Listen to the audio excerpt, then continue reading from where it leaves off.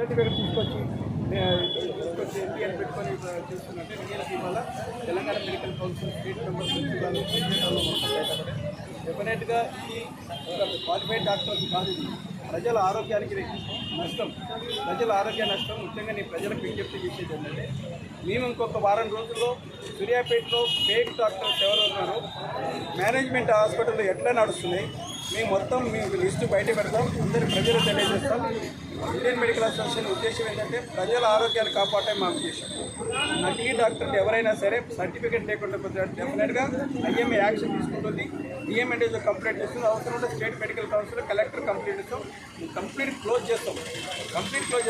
అవసరం ఉంటే ఊరి నుంచి తరిమి బయటపడేస్తాం. డిగ్రీ డాక్టర్ ఏ డాక్టర్ అయినా సరే డిగ్రీ లేకుండా ఫాల్స్ సర్టిఫికేట్తో ప్రాక్టీస్ చేస్తే మాత్రం సూర్యాపేట తరిమి కొడతాం, ఐఎంఏ తరిమి కొడుతుంది.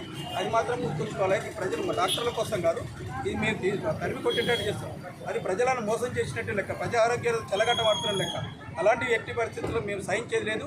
ఇండియన్ మెడికల్ అసోసియేషన్ భవిష్యత్తులో మంచి యాక్షన్ ఉంటుంది, మంచి క్వాలిఫైడ్ డాక్టర్స్ ఉండాలి. ఇలా మెడికల్ కాలేజీలు మంచి డాక్టర్స్ ఉన్నారు, ప్రజలకు మంచి క్వాలిఫైడ్ డాక్టర్స్ వైద్యం అందించాలి మా ఉద్దేశం. అంతేగాని ఫేక్ డాక్టర్లను పెట్టి ఫేక్ డాక్టర్లు చూసుకొని డిగ్రీ లేకుండా ప్రాక్టీస్ చేస్తే మాత్రం ఇండియన్ మెడికల్ అసోసియేషన్ ఊరుకోరు. ఖచ్చితంగా వాళ్ళ మీద యాక్షన్ తీసుకుంటారు.